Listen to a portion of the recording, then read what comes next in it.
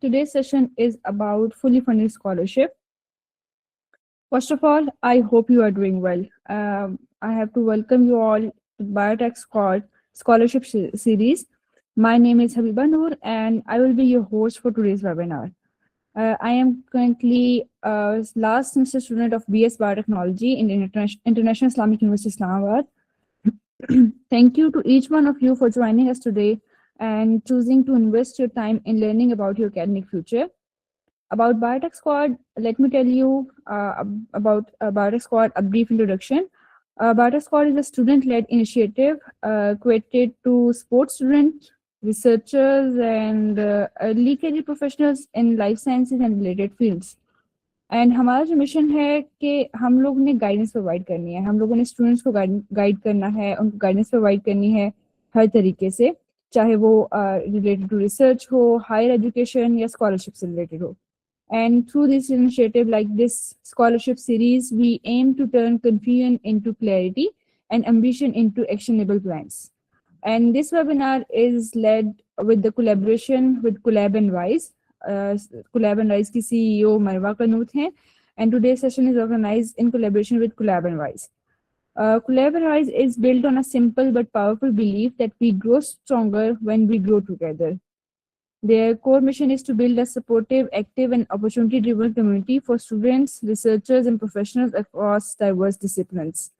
About today's webinar, now coming to today's main webinar, the topic, studying abroad is a dream for many. And हमारे पास एक सवाल आता है कि हमने कहाँ से start करना है? Where should I start from? Which scholarships are actually fully funded? And how do real students make it to Europe? And हमारे पास अक्सर सवालों का हमें जवाब नहीं मिल पाता. So today session is focused only on fully funded MS opportunity in Italy with real guidance, real experience, and realistic expectations. It's my pleasure to introduce today's speaker, Sir Zain Ali. He is an MS scholar in molecular biology at the University of Padua, Italy. In addition to his MS studies, he is also a researcher at Cardiovascular and Regenerative Medicine Unit, affiliated with some institute. I can't pronounce it right. I'm sorry, sir, for that. And he is an active science communicator and YouTuber too. Sir Zain Ali's profile reflects a strong blend of academic excellence, research exposure, and student mentorship, making his journey especially valuable for students planning to pursue higher education abroad. Today, he will be sharing his personal roadmap to Italy, insights into fully funded scholarships, and an honest picture of academic life and research opportunities in Italy. Before we begin, a few quick reminders for everyone here. Please keep your microphones muted. आप अपने सवालात जितने भी हैं वो chat box में कीजिएगा, and there will be a dedicated question answer session at the end, जिसमें आपको माइक ऑन करने की भी इजाज़त दी जाएगी, but after raising your hand. And आपको जो भी सवालात होंगे वो हम सर तक पहुंचा देंगे और आपको हर सवाल का जवाब दिया जाएगा. ठीक है? Now, without taking much more time, I'd like to invite Sir Zain Ali to begin the session. The floor is yours, sir. So first of all, I will appreciate the presence of all of you guys, including my students, my colleagues, and my friends, and all the students from all over the Pakistan. So, and I really thankful to Bio Squad and especially my student Habiba Noor, who is actually organizing this event and leading the Biotech Squad Society. So I hope कि आज के जो session है वो बहुत ज़्यादा productive होने वाला है, because you are gonna learn how to earn the scholarship in Italy, and for the masters or bachelors, like you will have the answers of your questions. So जैसे अभी इन्होंने मेरा introduction कराया, so little bit I will go to my profile. So currently जो है वो मैं masters कर रहा हूँ मोलिकुलर बायोलॉजी के अंदर, और अभी Istituto di Ricerca Pediatrica, it's a military organization in Italy. So I'm working under their supervision, and yeah, and I'm currently CEO the EJOYs by AC. It's a student consultancy, like its office in Islamabad. So I am the head of this institute, and yeah, teaching is my passion. So I'm currently teaching. I was teaching self signaling to my students at International Islamic University, and previously I was teacher in Punjab College as well as the Steps College. And my research interests are like to treat the cardiac diseases and to study the the cardiac issues, and to regenerate the medicine by using stem cells. सो ये मेरा little bit जो है वो introduction था, जैसे कि Habiba ने भी ऑलरेडी डिस्क्राइब किया. ओके, सो नेक्स्ट स्लाइड से जाने से पहले मैं एक क्वेश्चन मींस इधर आपसे करना चाहूंगा. देखिए, पाकिस्तान में तकरीबन 70 to 80% स्टूडेंट्स जो है वो जब डिग्री कर लेते हैं तो उनको ये नहीं पता होता कि उन्होंने करना क्या है actually. The problem is that कि कोई गाइडेंस नहीं होती, मोटिवेशन नहीं होती, और एक पाथ नहीं पता होता कि एक्चुअली हमने करना क्या है. या हम देख रहे होते हैं हमारा 7th सेमेस्टर आ गया, हमारा 8th सेमेस्टर आ गया, and we are gonna finish our degree, but we don't know what we will do later. So होगा क्या, डिग्री हो जाएगी, देन जो है वो स्टूडेंट्स देखेंगे वो फ्ला भी जो है ना वो अमेरिका जा रहा है, फ्ला यूके चला गया, फ्ला इटली चला गया, सो फ्ला जर्मनी चला गया, लाइक डिफरेंट कंट्रीज. लेकिन स्टूडेंट्स क्या करेंगे, वो वेट करते रहेंगे, या वो एजेंट्स के पास जाएंगे, या वो जो है उनके पास एक आइडिया ही नहीं है कि actually how to start. As Habiba mentioned, like we are totally blank, we are totally blank at that stage, like we don't know how to start actually. So आज का ये जो सेशन है ये बहुत ज्यादा इंपॉर्टेंट है. इसमें मैं आपको बेसिक रूट से लेकर प्रॉपर आपको इटली रोम तक इंशाल्लाह पहुंचाने का सफर मैं आपके साथ अभी तय करने जा रहा हूँ.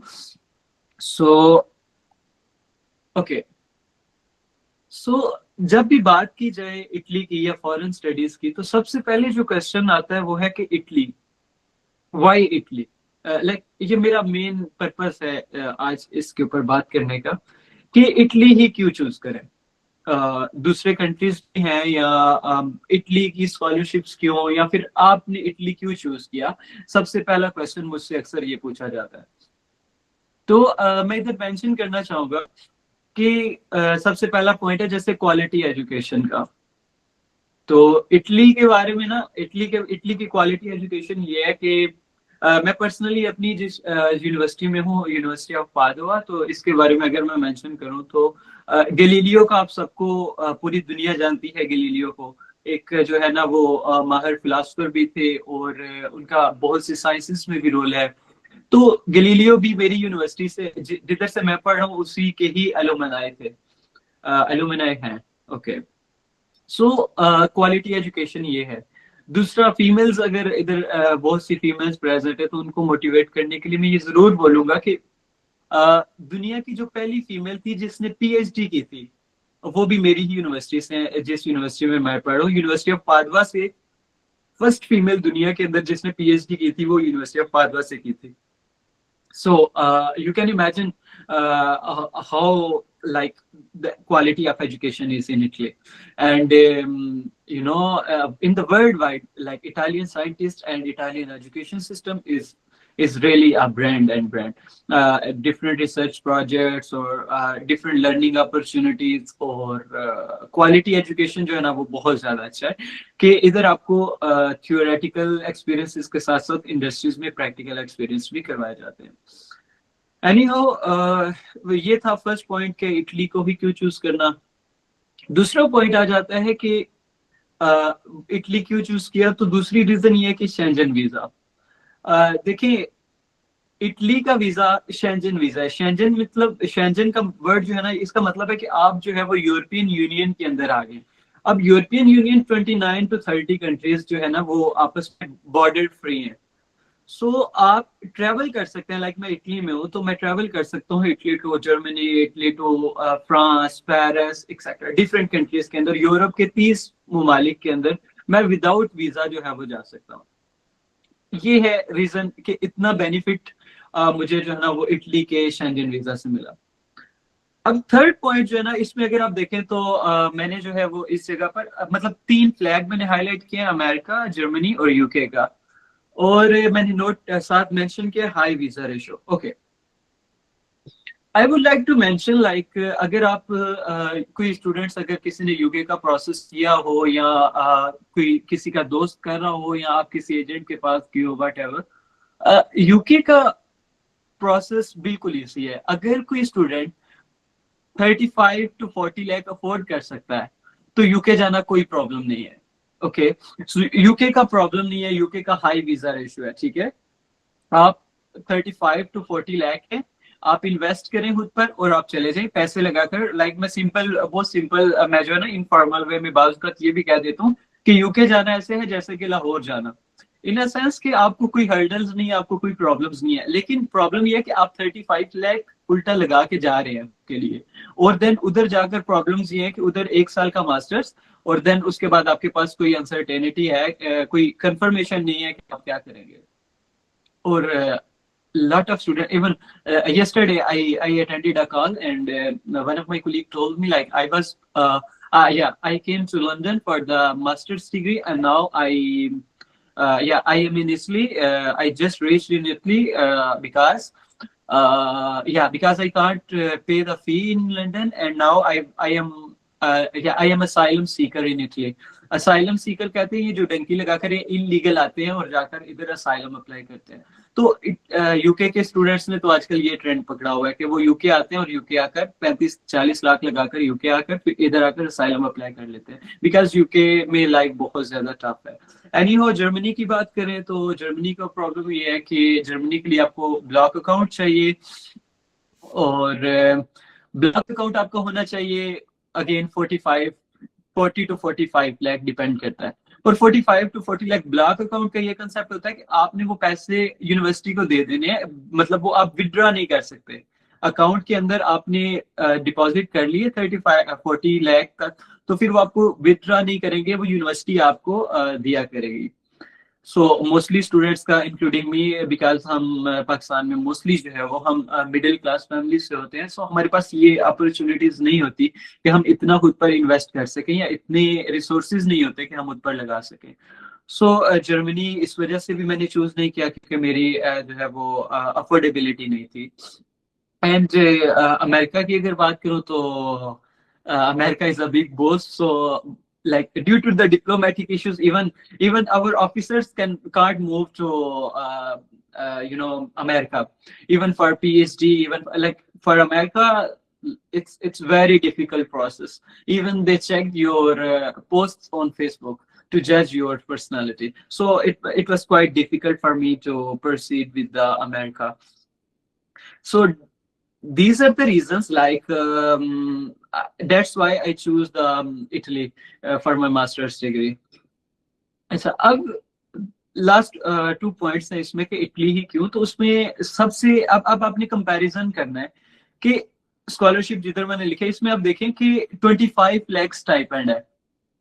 अब 25 लाख स्टाइपेंड अगर आप यूके में देखें या दूसरे कंट्रीज में देखें तो मुझे 35 to 40 लाख लगाकर जाना पड़ा था, जो कि मैं अफोर्ड नहीं था कर सकता। लेकिन अब अगर देखें इटली के बारे में, तो इधर में आया तो इधर मुझे 25 लाख एनुअली मिल रहा है। इट मीन्स के टोटली डिफरेंट सीन है। उधर मुझे इतने पैसे देने पड़ रहे थे, इधर मुझे इतना पैसा मिल रहा है, उल्टा मुझे पढ़ने का पैसा मिल रहा है और मुझे जो है वो ये सारे बेनिफिट्स मिल रहे हैं। Anyhow, last point is career development. जैसे मैंने अभी जो है वो प्रीवियसली डिस्क्राइब किया कि डिफरेंट कंट्रीज के अंदर आप डिग्री कर लेंगे तो देन आपको वो वापस भेज देंगे, 1 साल का टाइम देंगे। इटली के अंदर ये है, अगर आप मास्टर्स कंप्लीट करते हैं, 2 साल का मास्टर्स है, उसके बाद आप यहाँ बीएस कंप्लीट करते हैं, मास्टर्स कंप्लीट करते हैं, तो उसके बाद आपको वर्क सर्च का वीजा मिलता है, और देन आपको जब आपके 4 या 5 साल हो जाते हैं तो आपको पीआर मिलती है, परमानेंट रेजिडेंस, जो कि 10 साल के लिए होता है। और जब आपके इटली में 10 साल हो जाते हैं तो तब आपको इटालियन पासपोर्ट मिल जाता है। लाइक अगर कोई मूव करना चाहता है यहाँ, लाइक बिकॉज पाकिस्तान के जिस तरह के हालात है, so I know very well, like बहुत सी ऐसी पर्सनैलिटीज हैं हमारे, कुछ जो है वो बड़े बड़े ऑफिसर्स भी हैं जो कि उधर से छोड़कर इधर आ रहे हैं पढ़ने के लिए। क्योंकि उधर लाइफ बहुत ज्यादा मुश्किल हो गया। सो कैरियर डेवलपमेंट और कैरियर अपॉर्चुनिटीज ये हैं। उसके अलावा आप डिग्री के अंदर ड्यूरिंग डिग्री आप जो है वो डिफरेंट ममालिक में पैसे और लेकर एक 25 लाख जो वो रीजनल स्कॉलरशिप या डिफरेंट स्कॉलरशिप मिल रही है, आगे मैं इनको हाईलाइट करूंगा। दूसरा ये कि फॉर एग्जांपल मैं इधर इटली में पढ़ रहा हूँ, मेरा मास्टर्स चल रहा है। अगर मैं चाहता हूँ कि मेरा एक सेमेस्टर जर्मनी में हो, नेदरलैंड में हो, कहीं और हो मैं जाकर, तो उस डिफरेंट कंट्री को एक्सप्लोर करने के, डिफरेंट कंट्री में जाकर पढ़ने के मुझे अलग से भी पैसे मिलते हैं। क्लियर? सो ये सारे बेनिफिट्स को कंसीडर करते हुए मैंने जो है वो इटली को चूज किया। सो सबसे मेन टारगेट कि इटली क्यों, उसका आंसर मैंने आपको जो है वो इधर शेयर किए, अपने पर्सनल एक्सपीरियंसेस या अपने पर्सनल एनालिसिस के why Italy I should choose.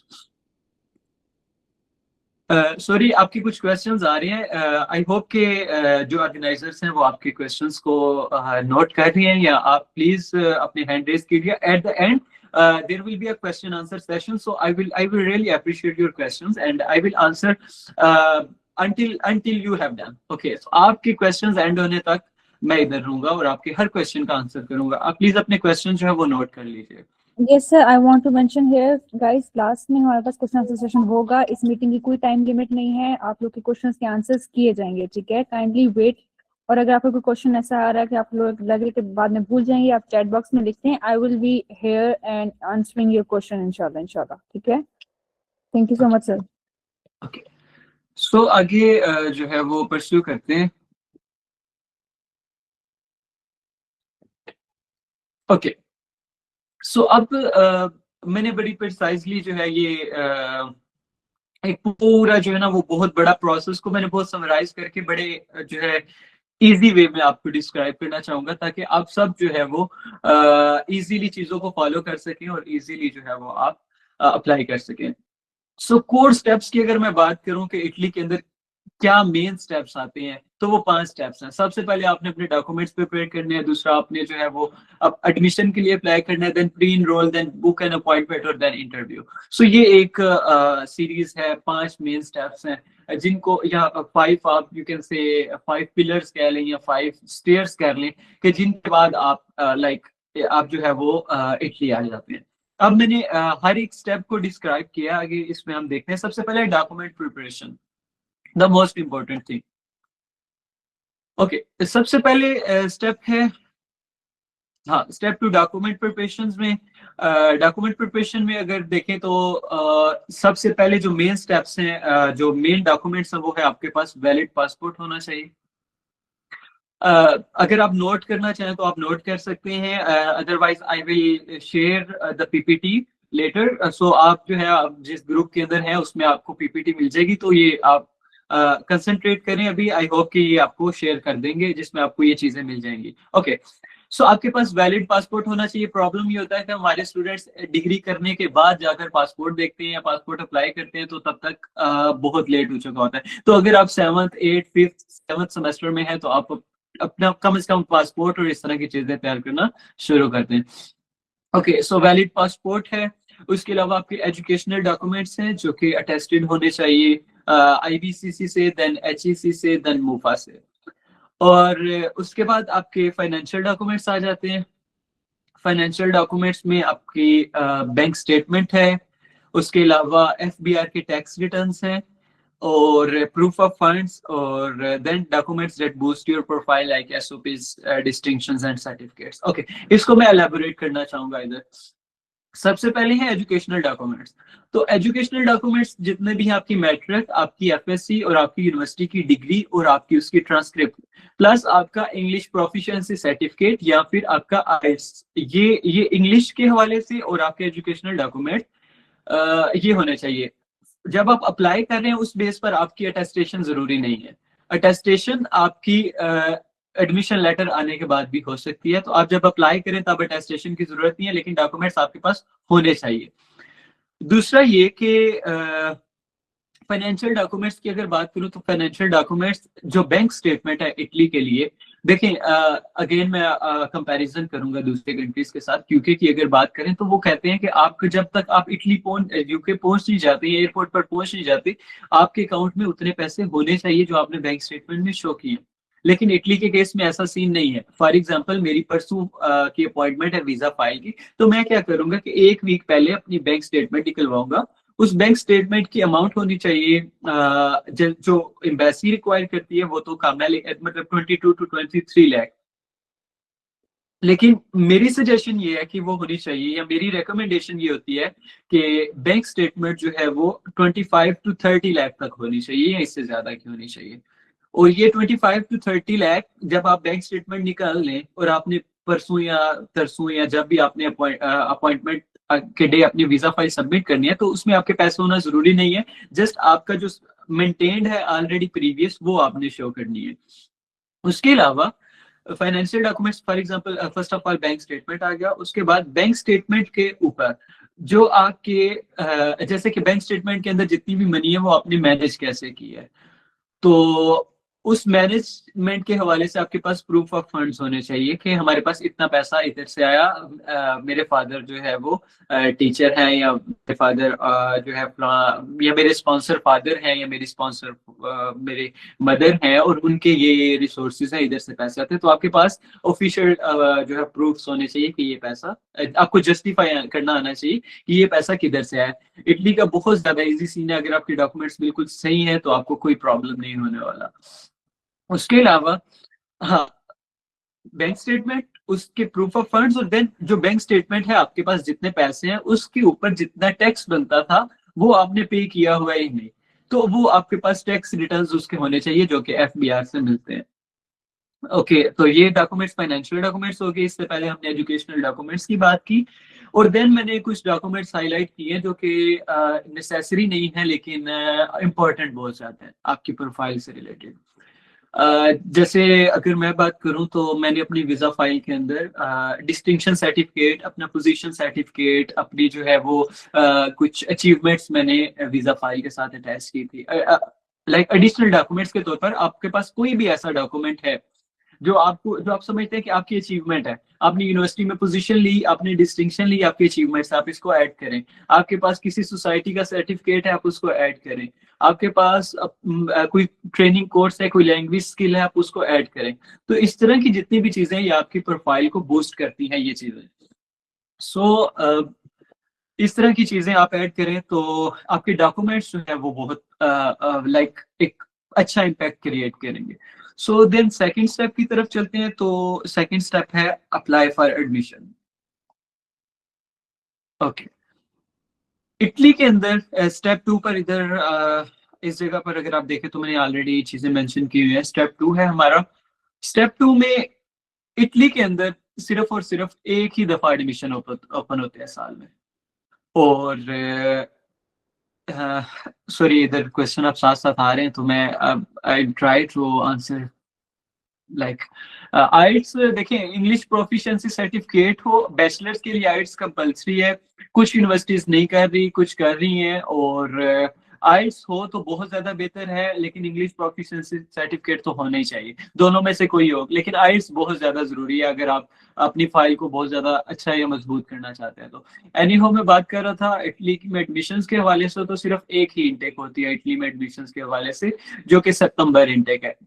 मतलब हर साल में सितंबर में क्लासेस, न्यू बैच जो है वो हर साल सितंबर में स्टार्ट होता है। अब इटली का ना टाइमलाइन बहुत ज्यादा मैटर करता है अगर आप इटली के लिए प्रोसेस करना चाहें। ये टाइमलाइन स्टार्ट होता है, जैसे अभी चल रहा है दिसंबर, और ये सिलसिला शुरू हुआ है नवंबर से। नवंबर दिसंबर एग्जैक्ट पीक टाइम है अप्लाई करने का यूनिवर्सिटीज में। अगर आप नवंबर दिसंबर जनवरी में अप्लाई करते हैं तो फरवरी या मार्च तक आपका एडमिशन लेटर आता है। और देन एडमिशन लेटर आता है तो फिर उसके बाद आगे प्रोसेस स्टार्ट होता है। नहीं हो, मेरा अभी जो कंसर्न है वो ये कि ये पीक टाइम होता है और एक ही दफा इंटेक ओपन होती है। प्रोसेस स्टार्ट होता है नवंबर दिसंबर में, और अगले साल के सितंबर में क्लासेस स्टार्ट होते हैं। तो इसके दौरान के जो प्रोसेस है वो आगे मैं डिस्कस करूंगा। एनी हो, एडमिशन जब ओपन हो जाते हैं नवंबर दिसंबर में, तो आपने क्या करना है, सिंपल आपने चेक करना है डिफरेंट यूनिवर्सिटीज को। गूगल पर भी अगर आप लिखें कि टोटल यूनिवर्सिटीज इटली में कितनी है, और फिर हर यूनिवर्सिटी को आप चेक करें कि किस यूनिवर्सिटी की क्या डेडलाइन है। और किस सबसे पहली इंपॉर्टेंट चीज है कि किस यूनिवर्सिटी में आपका कौन सा कोर्स रेलिवेंट मौजूद है। फॉर एग्जांपल अगर मैंने जो है वो बायोटेक्नोलॉजी या बायोलॉजी की है, तो मैं कभी भी जो है वो बिजनेस में नहीं जा सकता ना, एक कॉमन सेंस है।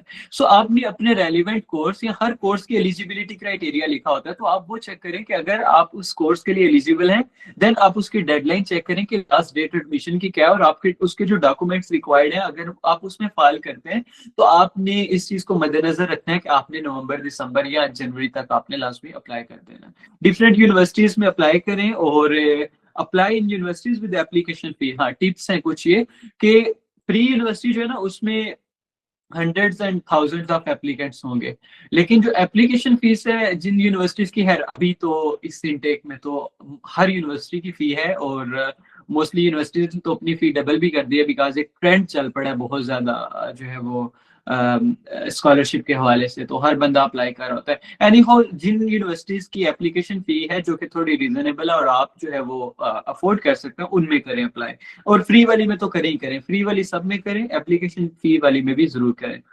और देन अपनी fill out the application form properly and good luck, you will get admission letter इंशाल्लाह। अगर आपकी एप्लीकेशन सही है, अगर आपने जो चीजें मैंने आपको बताई हैं उसको फॉलो करते हैं, तो आई होप कि आपका एडमिशन लेटर जरूर आएगा, क्योंकि रिजेक्शन की कोई रीजन नहीं होगी। थर्ड स्टेप है हमारे पास प्री इनरोलमेंट। ओके, तो एडमिशन लेटर आने की जो मैंने आपको टाइमलाइन बताई वो ये कि फरवरी से मार्च तक आपका एडमिशन लेटर आ जाता है। तो मार्च या अप्रैल में एक पोर्टल है, ये मैंने नीचे मेंशन भी किया हुआ है, यूनिवर्सिटी। यूनिवर्सिटी पोर्टल है एक, इसके ऊपर आपने अपना अकाउंट बनाना होता है और आपने अप्लाई करनी होती है अपनी प्री इनरोलमेंट। तो वो सिंपल, उसमें कोई हाई फाई साइंस नहीं है, यूट्यूब से भी देखा जा सकता है या डिफरेंट प्लेटफॉर्म से, कि उसमें आप अपने डॉक्यूमेंट्स अपलोड करते हैं और आपके पास जो एडमिशन लेटर आया होता है आपने उस पोर्टल पर वो अपलोड करना होता है, जिससे ये होता है कि एम्बेसी, हमारी जो समरी है वो एम्बेसी को फॉरवर्ड होती है, जिसमें हमारा केस जो आप एम्बेसी सिलेक्ट करते हैं, इस्लामाबाद है, लाहौर है, या कोई भी एम्बेसी है, जिसमें आप उसको सिलेक्ट करते हैं और उसमें आपका केस फॉरवर्ड हो जाता है। और देन आपने फोर्थ स्टेप है कि आपने अपॉइंटमेंट बुक करनी होती है। ओके, अब इसके हवाले से ना बहुत से क्वेश्चंस आएंगे डेफिनेटली सेशन के एंड पे, अपॉइंटमेंट के हवाले से और एक्सेट्रा। सो अभी इन जनरल हम चलते हैं, बाद में जो कुछ क्रिटिकल चीजें हैं, जो रियलिस्टिक चीजें हैं, उनको भी मैं मेंशन करूंगा। अभी जो है वो ओके, अभी टाइम शुरू हो गया है तकरीबन अप्रैल मई का। इसमें जो है वो अपॉइंटमेंट के लिए एक पोर्टल है, बीएलएस का भी था और अभी ये इम्तियाना के पास कॉन्ट्रैक्ट चला गया। एनी हो, इम्तियाना ये पोर्टल पर जाकर आपने अपना अकाउंट क्रिएट करना और आपने चेक करते रहना होता है कि आपके कुछ स्लॉट्स ओपन हो, और जो ही स्लॉट ओपन हो तो आप अपनी अपॉइंटमेंट बुक करें। प्रॉब्लम ये होता है, अगर स्टूडेंट की फॉर एग्जांपल देखें, अगर तो स्टूडेंट का एडमिशन लेटर आ गया है जनवरी फरवरी में, तो फिर तो वो जो ही ओपन होगा पोर्टल और पहली स्लॉट में अगर पहली उसमें साइकिल में ये अपॉइंटमेंट्स ओपन हुई है तो उसने बुक कर लिए, तो फिर तो ठीक है। लेकिन अगर किसी का एडमिशन लेटर ही जो है ना वो अप्रैल या मई में आ रहा है, तो डेफिनेटली उसको प्रॉब्लम होगा अपॉइंटमेंट के हवाले से। एनी हाउ, आपने अपॉइंटमेंट भी बुक कर ली और आपको अपॉइंटमेंट मिल जाएगी जून या जुलाई के। अब जून या जुलाई में आपने आपका अपॉइंटमेंट, जिस दिन आपकी अपॉइंटमेंट है उस दिन आपने अपने उस ऑफिस में जाकर अपनी वीजा फाइल सबमिट करनी होती है। उस वीजा फाइल की प्रॉपर चेकलिस्ट होती है, जिसमें आपके A to Z डॉक्यूमेंट जो एम्बेसी को रिक्वायर्ड होते हैं वो आप सबमिट करते हैं। और इसमें देन अपॉइंटमेंट के बाद आपको जो स्टेप आता है, स्टेप नंबर 5, उसमें है आपका इंटरव्यू। ओके, एम्बेसी का इंटरव्यू। आपने वीजा फाइल सबमिट जिस दिन कर दी है, उसके उसमें सिर्फ आपको अपने वीजा फाइल सबमिट करने जाना है, आपका कोई इंटरव्यू वगैरह कुछ नहीं होगा। एम्बेसी के पास आपकी फाइल चली गई है, जब एम्बेसी आपकी फाइल को देखेगी, आपकी फाइल को रीड आउट करेगी, अगर कुछ क्वेश्चंस वो एम्बेसी के, अगर वो क्लेरिफाई करना चाह रहे हो कुछ चीजें, तो वो आपका इंटरव्यू करेंगे और आपको इंटरव्यू की कॉल आएगी, मे बी प्रोबेबली जुलाई या अगस्त में, जुलाई में भी, जून या जुलाई में, डिपेंड करता है, या इससे पहले या बाद में भी हो सकता है।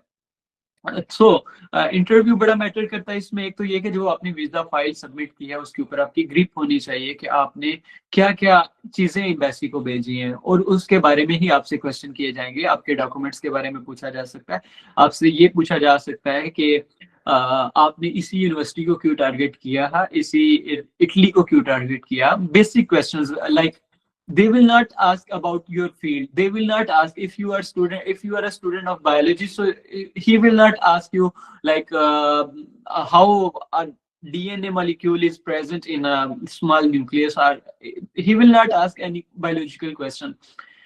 He will ask some basic questions about the Italy and about your file, like why you want to apply, why you want to go Italy, and what are your aims like after finishing your degree at Italy.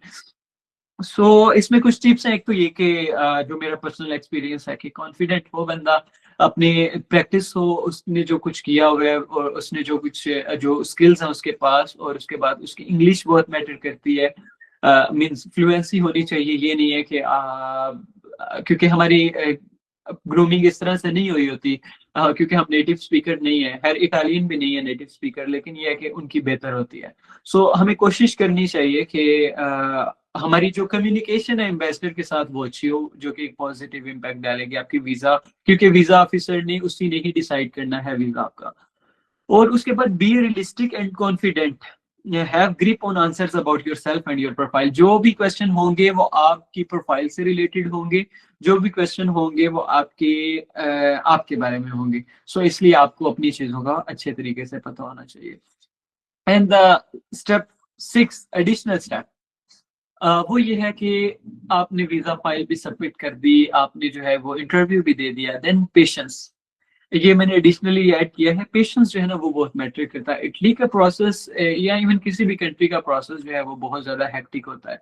मतलब आप हर step के बाद ना आपकी expectations बढ़ जाती हैं, और आपकी फीलिंग्स बढ़ जाती हैं। आपकी आप जो ज्यादा अपने गोल के करीब होते हैं तो उसके लिए, या कोई भी एक सिंपल अगर मैं उर्दू में बोलूँ तो वो ये कि अगर जो मंजिल जो करीब आती है ना तो आजमाइशें या मसाइल और बढ़ते जाते हैं। तो इसमें पेशेंस और इसमें अल्लाह पर बिलीव बहुत ज्यादा जरूरी है। और वेट करें अपने डिसीजन का। आपको वेट, अगर आपकी सारी चीजें ठीक है, सो आई होप कि you will get your visa and be relax and don't panic, there will be a good for you. और ऑलवेज हैव प्लान बी। किसी भी कंट्री के लिए आप मूव करें, आपके पास प्लान बी, एक लाइफ के अंदर अगर आपने सक्सेस अचीव करनी है तो आपके पास प्लान बी होना चाहिए। ये था ओवरऑल लाइक बेसिक स्टेप्स जो मैंने आपको बताया कि आपने एप्लीकेशन स्टेटस से लेकर वीजा अप्रूवल तक क्या क्या मेन स्टेप्स हैं, किन किन फेजेस से आपने गुजरना है। ओके, सो कुछ चीजें इधर मैं नोट करना चाहूंगा, वो ये कि rejection is more valuable then inaction. That all I have learned until now has been because of rejections. मैं आपके बहुत से क्वेश्चंस के आंसर्स में मैं खुद ही आपके आंसर्स दे दूंगा। वो ये कि मैंने इटली डायरेक्ट मूव नहीं किया, मींस के डायरेक्ट मैंने इटली को ही चूज नहीं किया था। मैंने इटली से पहले मैंने चाइना के लिए प्रोसेस किया, मैंने सऊदी अरेबिया के लिए प्रोसेस किया, मैंने डिफरेंट कंट्रीज के लिए, यूके के लिए तो मैं अफोर्ड नहीं कर सकता था एनी हाउ, लेकिन बहुत सी रिजेक्शंस हुई। और इटली में भी आप जब अप्लाई करते हैं तो ऐसा नहीं होता कि I have mentioned like I have learned until now has been because of rejections. Her rejection जो थी वो मुझे कुछ ना कुछ न्यू सिखा रही थी। I was in the 7th semester when I started to apply in different universities. और जब भी मैं अप्लाई करता कोई ना कोई, even at that time I knew like I will be rejected because I lack some documents. My degree is not finished. I don't have IELTS. I don't have English proficiency certificate. But every university and every time they give a different rejection, they give a different lesson to me. So her rejection के अंदर एक सबक है, और उन सब को मिलाकर मैंने एक स्मूथली प्रोसेस और अभी ये कुछ सीखा कि अगर ये चीजें अपना ली जाएं तो ना वीजा रिजेक्ट होता है और ना ही एप्लीकेशन फेल होती है। उसके बाद ग्लोबल कंपटीशन। ओके, अब इधर मैं उन स्टूडेंट्स को मेंशन करना चाहूंगा कि जो कहते हैं कि सीजीपीए मैटर नहीं करता। देखें, ग्लोबली जब आप compete कर रहे होते हैं इटली के अंदर, इवन इटली के ही अंदर, जैसे पाकिस्तान में कायद आजम यूनिवर्सिटी की बात करें, तो कायद आजम यूनिवर्सिटी में ही इतना कंपटीशन हाई होता है कि पाकिस्तान में बहुत से स्टूडेंट या इस्लामाबाद के बहुत से स्टूडेंट कायद आजम यूनिवर्सिटी में या इस्लामिक यूनिवर्सिटी में एडमिशन नहीं ले पाते। तो इसी तरह इटली की यूनिवर्सिटीज में भी इतना कंपटीशन होता है कि इवन इनके अपने स्टूडेंट्स भी compete कर रहे होते हैं एडमिशन लेने के लिए। सो यू बिलीव के एक एक ग्लोबली जो एक फॉरेनर स्टूडेंट है उसको कितने प्रॉब्लम्स आ सकते हैं। सो जो फर्स्ट फॉर एग्जांपल मैं अगर लाइक लेट्स सपोज आप जो है वो एडमिशन कमेटी के इंचार्ज हैं और आपके पास डिफरेंट फाइल्स आती हैं, तो वो फाइल्स एक्चुअली ये जो आपकी डिग्रीज है ना, वो आपका मुंह बोलता सबूत है कि आप कितने लाइक स्टूडेंट हैं। सो इस वजह से CGPA बहुत ज्यादा मैटर करता है। आपका CGPA जो रेकमेंडेड है, जो मैं बोलूंगा आज, क्योंकि अभी बहुत सी यूनिवर्सिटीज ने जो टॉप रैंक यूनिवर्सिटी उन्होंने मेंशन कर दिया है कि 3.3 से कम CGPA वाला अप्लाई नहीं करेगा इस कोर्स में। बहुत सी ऐसी भी है 2.9 पर भी एक्सेप्ट कर लेती हैं, लेकिन CGPA बहुत मैटर करता है आपका ग्लोबली कम्पीट करने के लिए। दूसरा, रिसर्च एरिया। डिफरेंट डोमेन्स में आप इधर स्टूडेंट्स वी आर अबाउट 80 मोर और लेस, सो डिफरेंट स्टूडेंट्स हैं। और आप, मैं ये रेकमेंड करूंगा आपको, मेरी ये सजेशन है कि आप अपनी जो डिग्री अभी कर रहे हैं, आप अपने जो थीसिस करें तो वो एक तो ये इंडिविजुअली करें, दूसरा ये कि उसका थीम जो है वो ऐसा चूज करें जो बाहर के कंट्रीज में चल रहा हो। ऐसी कोई रिसर्च टॉपिक ना चूज करें कि जो इन यूरोप में या दुनिया में 50 साल या 1000 साल पहले या कोई 2 साल पहले या साल पहले उन्होंने खत्म कर दिया। मॉडर्न रिसर्च एरिया में आए, ठीक है। मॉडर्न रिसर्च एरिया में आप चेक करें कि ग्लोबली या लिंक्डइन पर चेक करें कि करंट साइंस के अंदर आपकी फील्ड के अंदर कौन से प्रोजेक्ट्स चल रहे हैं। अगर AI की बात करें तो AI को मतलब AI की यूजेज के हवाले से नहीं, AI को देखें कि अभी उसकी ग्लोबल कंपटीशन में कौन से प्रोजेक्ट चल रहे हैं। अगर बायोलॉजी की बात करें तो उसमें देखें कि करंट कौन से टॉपिक्स चल रहे हैं, जैसे स्टेम सेल्स बहुत ट्रेंडिंग में है, न्यूरोबायोलॉजी बहुत ट्रेंडिंग में है। उसके अलावा थर्ड पे बात करूँ तो पब्लिकेशंस में मैं बिल्कुल रियलिस्टिक बात करूंगा कि BS लेवल पर या MS लेवल पर भी बहुत ज्यादा पब्लिकेशंस नहीं होती स्टूडेंट की, या पब्लिकेशन एक लक है अगर हो जाए तो। इसमें जरूरी नहीं है कि आपकी फर्स्ट ऑथरशिप हो उस पब्लिकेशन के अंदर। अगर आपने किसी रिव्यू आर्टिकल के अंदर 8वें 10वें नंबर पर भी नाम है, या अगर आपका थीसिस इंडिविजुअल है, या अगर आपने किसी रिव्यू आर्टिकल के अंदर या रिसर्च प्रोजेक्ट के अंदर जो है वो कोलेबोरेट किया हुआ है, तो वो भी आपकी साइटेशन के लिए यूज हो सकता है, या आपकी पब्लिकेशन मीन्स आप उसको पॉइंट आउट कर सकते हैं CV के अंदर कि ये मेरी पब्लिकेशन है। और वो यही एक्सपेक्ट करते हैं BS या MS लेवल पर। उसके बाद कोई भी फील्ड है उसके अंदर डाटा एनालिसिस बहुत ज्यादा जरूरी है। अगर मैं बात करूं बायोलॉजी के हवाले से, तो डाटा एनालिसिस बायोलॉजी में भी जरूरी है। डाटा एनालिसिस या स्टैटिस्टिशियन जो है वो हर फील्ड में रोल प्ले कर रहे हैं, तो अपनी फील्ड को कुछ ऐसी चीजों के साथ जरूर लिंक करें जो कि ग्लोबली जो है वो कंपटीशन में रोल प्ले कर रही है।